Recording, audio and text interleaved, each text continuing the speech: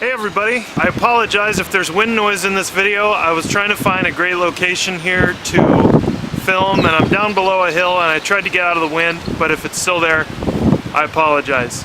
Welcome to the day 10 and beyond episode of this 7-day water fast.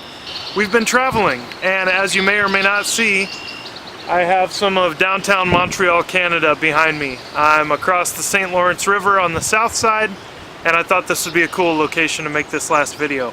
Here's a little better shot of downtown Montreal across the river. So day 10 of the fast is more of a summary and what I plan to do moving forward. As you recall, the primary goals of the fast were to change my relationship with food and break my addiction to sugar.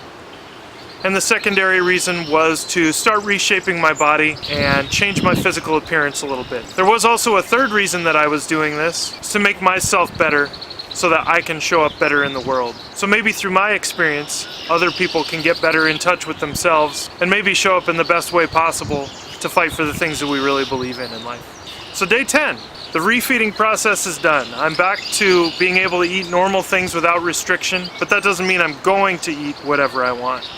I have still successfully been off of refined sugar ever since I stopped the fast, and I'm very, very happy about that. I'm definitely avoiding products that have any sort of added sweeteners, whether they are natural sweeteners or artificial sweeteners. I want to keep my palate in a place where I can appreciate the tastes and flavors of food without any sort of sweetening at all. I feel like this is a way to get the most nutrients out of the food and to really appreciate the things that I get to eat for how they actually taste and not with some sort of modification. I'm not particularly counting calories or anything like that. I eat when I'm hungry. I'm having lots of vegetables, spinach, tomatoes. I'm eating a ton of fruit right now. That's where I get my sweet fix.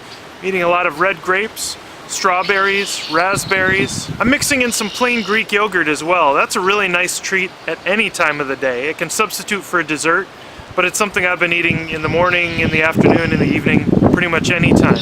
The second aspect for me moving forward is I'm going to continue to incorporate a form of fasting in my week. There's a type of fasting called intermittent fasting, and there are several ways to do it. Some people use intermittent fasting in a method of fasting for 16 hours and then having 8 hours available to eat in any given 24-hour period. Or you can do fasting for an entire 24-hour period, which is what I'm choosing to do at this time. Every Monday and every Thursday, I'm fasting for a period of 24 hours. Now, I am allowing myself to drink waters, coffees, teas, anything that doesn't have calories in it. Like I said, I'm still avoiding artificial sweeteners as well. But every Sunday night at 6 o'clock, I stop eating, and that period continues until Monday night at 6 o'clock. And the great thing about this method is that all during the day, Sunday morning and afternoon, I can still have things to eat. And then Sunday evening, I just don't eat dinner. I go to bed without dinner. Monday morning, I wake up, I still do all my normal routine. I can go to the gym, I can do any sort of work I need to. Physical activity is not limited when I'm intermittent fasting. And then I continue throughout my day without eating until about 6 o'clock that night, or dinner time, at which point I allow myself to eat again. So I never actually go a calendar day without having some sort of food, but I'm getting that 24-hour period of Sunday night at 6 o'clock until Monday night at 6 o'clock. I've also elected to do the same thing from Wednesday night at 6 o'clock until Thursday night at 6 o'clock. In this way, I'm trying to keep my relationship with food in check. I'm also interested to see what effects that has on my physical body in terms of my appearance and overall shape. When I look at dieting and fasting in a way of it being a fun experiment where I get to choose how my body functions, it's far less restrictive than if you're sticking to a plan and you feel like you can't have anything you want. I've changed my mindset to say, I only want things that are good for me, and now I have no problem resisting sweets and things like that. So that's how I'm going to move forward from this 7-day water fast. Thank you guys for coming along with me on this ride. I'll do periodic video updates to let you know how things are going, what I found that works, what I found that doesn't work.